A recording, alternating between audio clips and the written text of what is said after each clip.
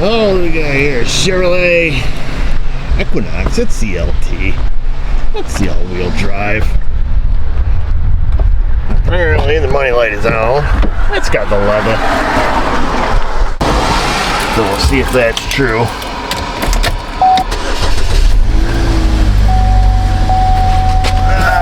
Let's see here. Yes, sir. Lights on. Manual seat, so we get to move this one back. Oh, it's the fake leather. It's the cover. All right, let's get this baby hooked up. 63,916 miles. We'll see what code we have in it here.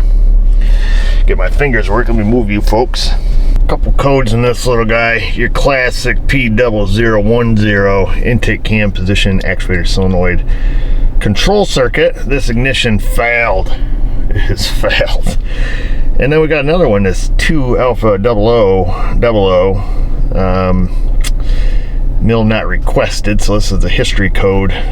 Heater oxygen sensor circuit closed loop performance sensor 1. So that's interesting. Like I say, it's not a current code. So even though it says not history, it's not the one that's turning the mill on. We're going to focus on this 001 just for poop and laughter. We're going to poke back into some generic OBD2. Come on, baby. I swear my fingers don't like these screens, or these screens don't like my fingers, one or the other. Usually if I have a stylus, it works a little better. What we want to check here is to see if the drive cycle's done. Make sure we're not going to get burned when we call the customer. And it is. So the monitors are complete. We have just the one code. So we can back out of here. And that's going to be our P0010. Generic data is always the way to go, particularly if you're gonna, call the customer and let them know what's up. So current, pending, and permanent P0010. That's an easy fix on these folks. We've probably done other videos on it, but I'll take it through take you through it anyways. Yeah, I guess we don't need to exit. So hey, let's go inside. We'll get her in here, and I'll call Napa and order the part. Then we'll do some checking on it. Make sure that we're right, and we'll heave some parts at it. So these have a couple cam actuators, an intake and an exhaust. I think we've probably done a video or two on these. They go open circuited and then set this code. It's a super common issue with these big 2.4s. We're not quitting now because we started a video. Oh, somebody actually tightened the clamp up. Usually nobody tightens this bottom clamp up.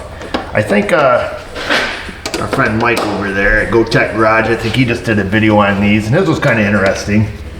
If I remember correctly, it had a loose pin in it. So sometimes you would check it with the meter, and it would actually test good. Here's your other typical GM. You got to drain all the water out of the PCV system. So these 2.4s are pretty crappy engines. And these, the PCV system on here fills full of water, like you see right here, all the water coming out, and then they freeze solid, and then it blows the rear seal out, dumps all your oil on the ground, and then your motor blows up. That's a really common issue here in the PRNY because it gets cold. So oftentimes you get these cars come in, they're just knocking, motor shot, of course. PCV system's froze solid, oil's all over the ground. Oh, the rest is history. Because what they don't burn in oil, they leak. So, so there's our solenoids. We have our intake and our exhaust. They look like the OG. So we're probably just going to replace both of them. You can shotgun a part at this and get pretty lucky most of the time. I don't think I've ever seen anything other than just a bad solenoid. So we're going to test them both. Let me get a little screwdriver here. Get our meter. I think it was the intake that was having the issue on here as far as setting the engine light. And I think they're usually around, 15 to maybe 30 ohms, somewhere in there. Usually when they're open circuited, or they're showing a circuit code, they're either open or they're really high resistance, in the thousands of ohms, we'll say. So we'll see where this one's at. Like I said, I expect it to be low, is what we would hope to see. And I think this one is right on those 2 pins. Yeah, so this one is almost open circuited, so it's 26 mega ohms or something there it was coming across. If I tweak on the pins here, tweaking on the pins, we're at 541 mega ohms or 0.541 mega ohms. So 54,000 ohms, but you really got to kind of push over on these pins. So essentially open circuited. We'll check the exhaust one. Get it to come up here.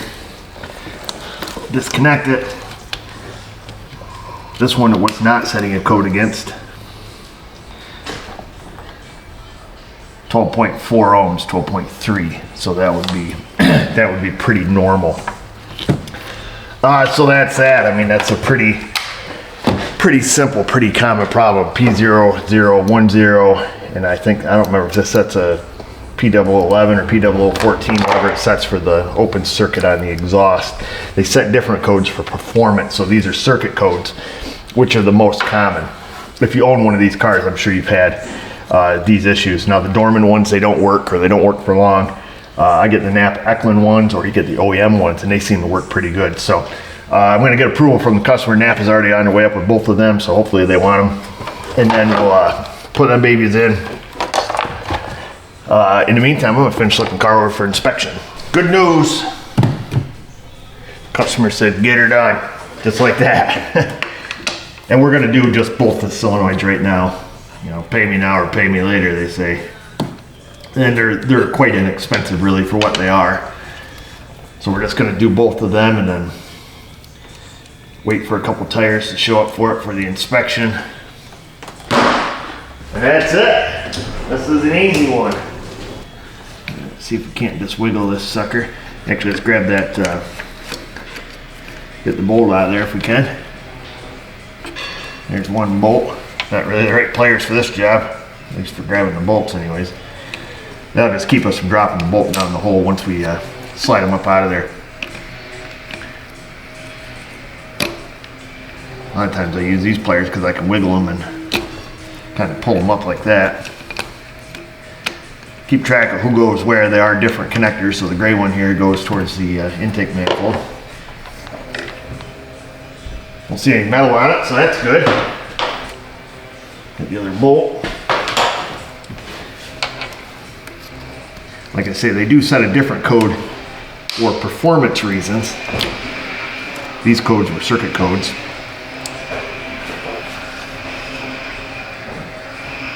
And that one's not GM full metal, so that's good too. We got the one here from Napa. It's your classic VVS 1755er. Wipe a little lube on the O-ring.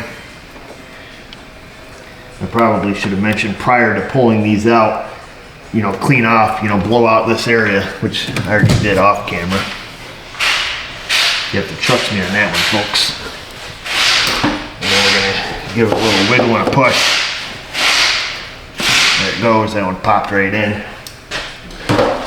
And the other one is your classic VVS 1754. You gotta watch it with the Napa stuff. Just because you're getting it from Napa does not mean it's not a Dorman. So Napa sells what they call the Napa Solutions, which are Dorman products. So be ye warned when you're there getting it.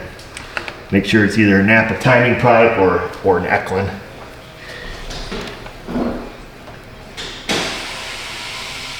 There's that one. That one popped down there. That did come with a couple new bolts.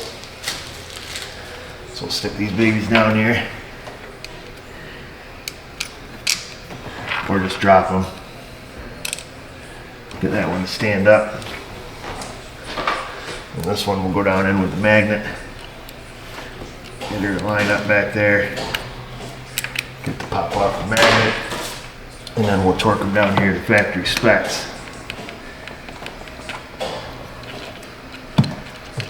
There's that one.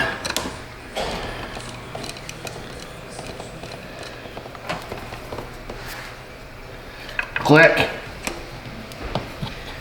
and click.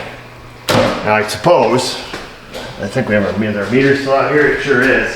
I can give you some specs on a couple brand new ones if you're interested in that. You probably can't see it, but I'll holler it out to you. Intake is known good, or I should say new, 10.1 ohms. And the exhaust, 10.3 ohms. So that's what the two Napper ones are. And of course that's it. 64 degrees. Ambient temp. We'll plug them in. And there you go, that's it. Move on with your life, clear the code. We may even be able to do a couple key cycles and get the light to reset itself. I don't know. I'd have to look at the code set criteria. We can give that the old college try though.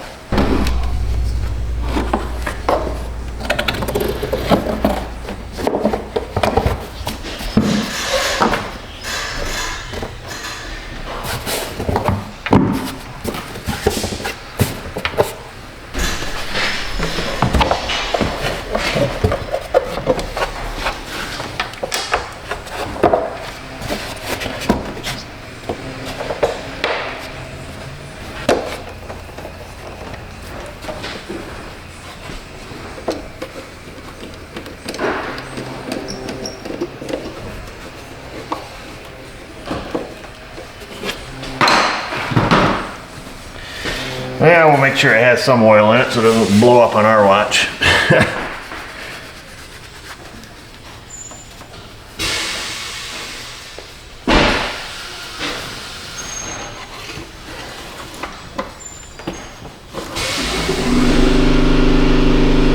And of course, like every 2.4, it's not even on the stick. Go figure.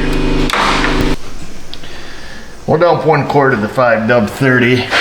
Full synthetic, Dexos approved engine oil in here, and then we'll check it again. Always start out with a quart. Usually these things are 3 or 4 quarts low. At that point you just put a filter on it, call it a day.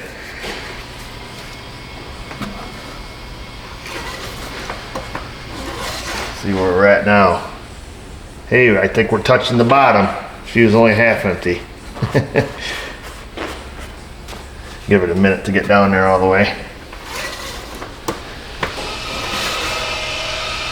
Hey, there we go. We got some dirt right on the bottom now, so she's right there at the bottom. So we're gonna put about another 3/4 of 1 US quart in there. We're just shy of a liter for our metric viewers. I guess it would be 750 milliliters, right? That would be about 3/4 of a liter. Right, Miss O? Absolutely, whatever you say. We were talking the metric system. 750 milliliters would be 3/4 of a liter, right? You're the big school teacher. Haven't been school teaching for a few days. Been off for a week. My brain's in limbo, just not really doing anything. Yeah, welcome to my world. What? Let's see.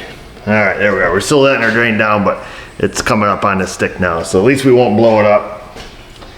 I think they'll hold about 4.5 quarts when we put just about 2 in it, so that's good. Oh wow. It's a 2.4, baby. What do you expect? So let it do, well, this is gonna be my 3rd start here. I'm letting it sit. Free tip Friday for you. If you don't want to clear the codes, you know, because you got to get it through inspection, a circuit code like this that's monitored all the time instantaneously. Turn the key on, start it, it automatically runs that test. Just do 3 startups with the car, but let it sit about 2 minutes in between each one. Or if you want to know if the module's timed out, you know, just try to read the codes with the key off. And GM for a certain period of time will be able to. And if it comes up and says, you know, no communication, like right now, so this is going to be my 3rd attempt to start it after letting it sit. I'm assuming our check engine light will go out. And now the customer doesn't have to worry about driving it. So there's their money light. Boom, light went out. All right, so like I say, that took 3 drive cycles, or 3 consecutive tests of that component. And now, we'll shut it off. We'll go key on, engine off, we'll turn the headlights off. And then if we come out here and check, our code should now be gone. We're gonna go back into generic OBD2, because that's the easiest way to do it. And then, because that way there we should be able to see, because I didn't clear the codes, our drive cycle should be complete, but we should have no codes, or just a permanent code, I guess it would be, because this is newer than a 2010. But definitely shouldn't be any pending codes or anything like that. So, okay, so 1 code found. Let's see, go back into vehicle stats here.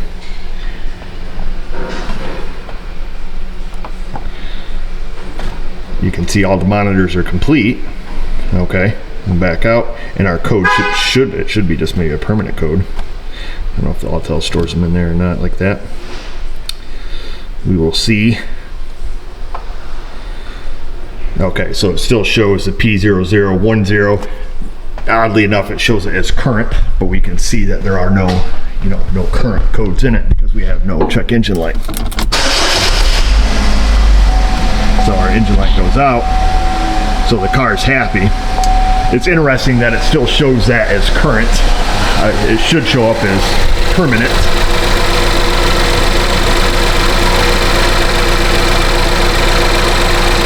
Could be just a glitch in the matrix here.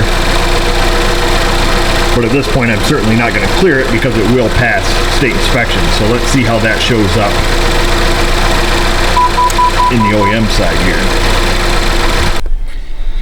So in the OEM side, the mill request should be, say no anyways.